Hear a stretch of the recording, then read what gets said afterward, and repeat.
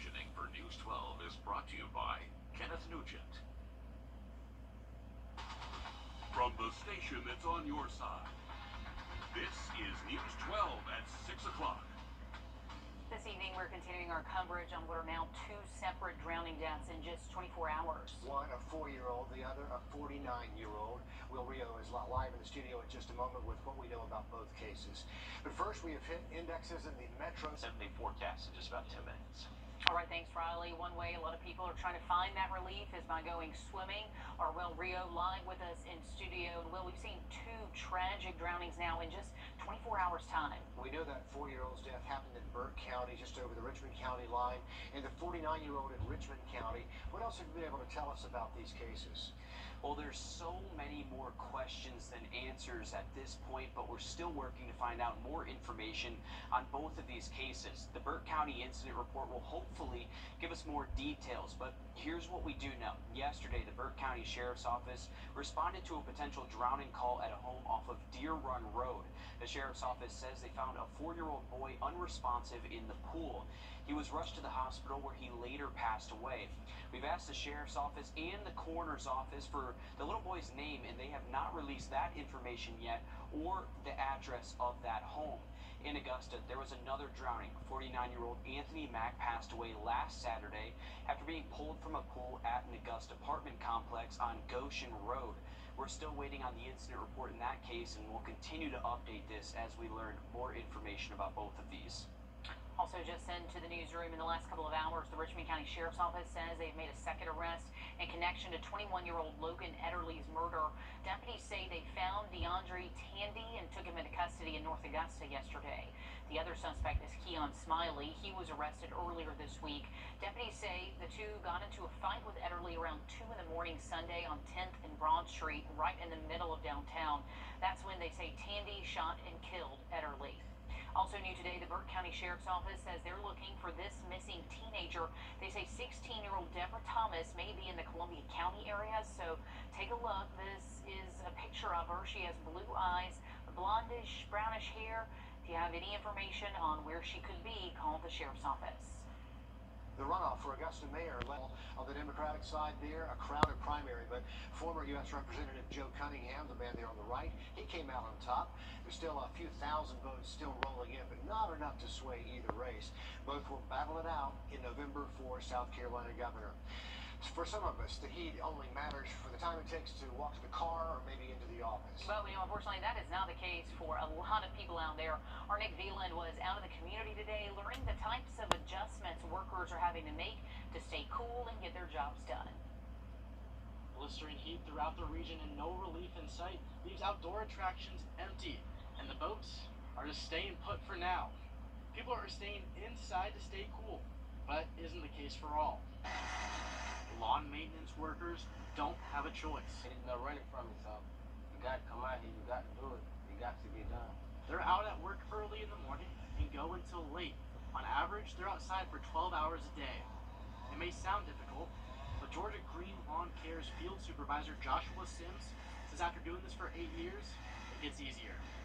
You know, you get used to it over time, but you know, you got bills to be paid, so you got to keep going. You got to keep going. As this heat wave continues to attack, Fahim Blair says the business is taking some precautions. Get off a little earlier now and not be out here working 12 hours. When it gets real hot like this on the days, we'll kind of cut our days short just to kind of get home and get some rest and be able to cool off.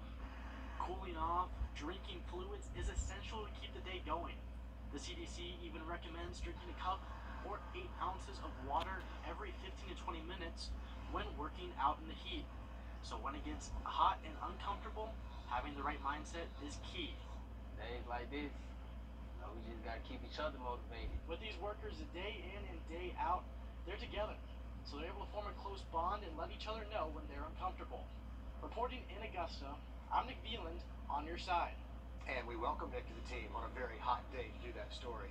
Well, it's no secret gas prices are on the rise, but the heat could be stopping you from getting the most gallon for your dollar. What to do the next time you fill up after a short break. And it's been all about the heat and humidity so far this afternoon, but we are tracking a few thunderstorms on Doppler Max. Give you an update on that severe weather threat just after the break. Storm chances Saturday or Sunday, but that relief won't last long. We'll be back near 100 by next Tuesday. We are stuck with it for a while. While there isn't much we can do to change the weather or inflation, there are some ways to save some money at home. Georgia Power says to make sure you're cleaning your air filters and that nothing is blocking your air vents. That could be curtains, rugs, even boxes. They also say you can save up to 10% on your energy bills by replacing those weather strips on your doors and your windows. This is a free site from Georgia Power you can use for a personalized report on your energy costs. They'll give you some custom advice on cutting costs. The site is georgiapower.com/energy checkup. Some news we can use. And at home is not the only place you're going to want to cut those costs. Take a look at gas prices right now. Nationally, they sit at about $5 a gallon on average. In Georgia, we're one of the lowest right now. I guess the best of the worst, paying just under $4.50 across the river. In South Carolina, those averages about 10 cents higher. And what's really hard to believe is just a month ago, prices in Georgia were about 50 cents less at $3.98 a gallon. In South Carolina, just under $4.20, and nationally, 53 cents less a gallon. And that's when we thought it was really bad. Right, but we were complaining then. Yeah, we were, but we have done some homework and found out you may not even be getting the full amount you're paying for, depending on when you fill up. Our Craig Allison shows us why it all boils down to the heat. Combined with this heat, you may notice you're taking more visits to the pump, especially if you're fueling up in the middle of the day when it hits peak temperatures. In my truck that I use for work, it gets painful. Augusta drivers are feeling the heat at this gas station off of Washington Road, despite the fact that it's actually cheaper here than most of the country. It normally takes me only about $25, $30 to fill up. Now I'm paying about $45, $50 to fill up my car. It's ridiculous. I feel like it must be water in the diesel because my gas tank is not staying full at all. As it turns out, water in the tank is an issue. Ethanol is basically alcohol. As it gets hot, it evaporates and turns back into water. It does a lot of damage to the fuel system. Michael Kunkel has worked at Automotive Experts for the past 40 years. He says the ethanol present inside of the fuel mixture during intense southern heat is what creates more frequent trips to the pump. And fuel additives are the best way around the double-edged damage of ethanol. Cleans the injectors, cleans the fuel lines, keeps the vehicle operating like it should. At most every other time you fill up. You can put it in too much as well and cause problems. But for those who can manage their time for a cooler fuel-up time, either in the mornings or at night is the best times. And even though the traffic is already as bad as it is, Michael says that simply driving slower can put a lot less strain on your pedal and improve your car's mileage by a lot. In Augusta, Craig Allison, on your side. And we have to remember, it's June, and the prices don't really go up this time of year anyway. Yeah, have you ever paid to put a fuel additive in? I have never used a fuel additive. I mean, I guess I should do it once, but I don't want to pay more at this point. You're paying even more to add the fuel additive, but in the end, Yeah. it's supposed to save you some money. Yes. But, okay, some Good advice advice. we could use. All right, drive slower, also good advice. Yeah. And use the AC, but that wastes more gas. But who has a choice?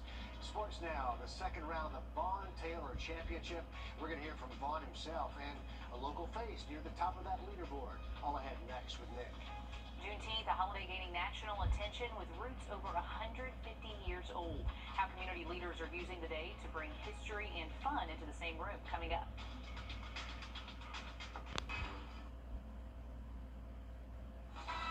On your sideline, sports brought to you by the Hawk Law Group. The Vaughn Taylor Championship returns to Mount Vintage this week. It's back in June after being in October the last couple of years.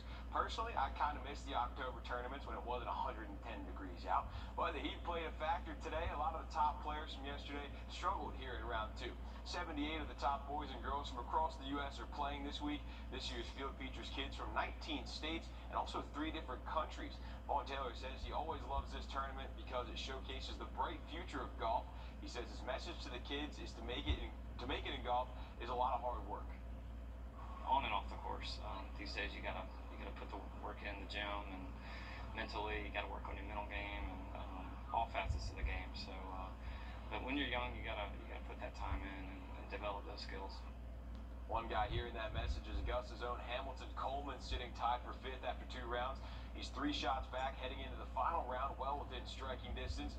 Been a busy few months for Hamilton. He competed in the drive, chip, and putt national final in April, and now is playing in big tournament after big tournament. Been the most packed, amount of tournaments and stuff I've had, and I've been playing really well.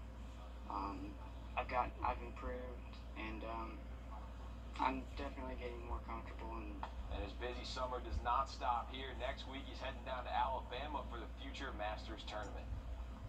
Nick, thanks. Juneteenth has been around for a long, long time, but this year people are really beginning to learn more about this national holiday and how important it is. And the last couple of years have been fantastic, but last year was the first time the U.S. celebrated it as a national holiday, but because of COVID, events didn't get the crowds that we're expecting this year. Our Claire Allen spoke with organizers who hope to bring the history and fun to families this time around. Juneteenth is basically our 4th of July. Celebrate being black. June 19, 1865, the day enslaved black Americans in Texas finally learned about their freedom. Johnny Gregory is the president of Band of Brothers, and this year they held a program in Augusta Tech to teach people more about the holiday. This is our day to celebrate us and our freedom, since we were not actually free for 4th of July. Learn about your history, learn on where you come from, where you're at, and where you could potentially go. Morris Porter and those involved in the National Action Network say Juneteenth means more to them than just another holiday. The true day that African Americans in America that were enslaved actually became free. And we wanted to heighten the awareness of that. Juneteenth will bring awareness to our young brothers and sisters on what we need to do, how we need to be engaged in the community and keep our community safe. Others say Juneteenth to them is about remembering the past and celebrating their freedom. It shows that our ancestors, held on, and the sacrifices and the unity that they had to work together to overcome. Black is beautiful, it's powerful, and we are the culture. In Augusta, Claire Allen, on your side. And there are plenty of Juneteenth celebrations going on across the area. On Saturday in Aiken, there's a mega festival from 10 to 10 with music, a gospel showcase, and food. It's at the Landing on Bogus Hill. Also on Saturday, there's a celebration at Dias Park. They'll have music, food, bouncy houses for the kids. That parade kicks off at 9:30, and the rest of the festivities go from 11 to 3. We'll have a full list of events and times posted on our website. And happening Friday, Governor Kemp makes his way to Augusta for a groundbreaking ceremony. It's for Wrdw. They're building a metal recycling plant. The company says the new plant will bring 125 jobs to the region. This event happening at 11 o'clock in the morning at the Augusta Corporate Park on Mike Paget Highway. We reported earlier this month the Savannah Riverkeeper saying the plant would put more harmful chemicals in the air. The Riverkeeper says Augusta's air is already ranked 28th in the nation for the most pollution. On their site, advocating against the plant, they say our air cannot stand any more contamination. Well, we are tracking a strong thunderstorm in Washington County, close to 40,000 feet tall, producing some torrential rainfall near Dothan. I believe that radar update in 7 days just after break.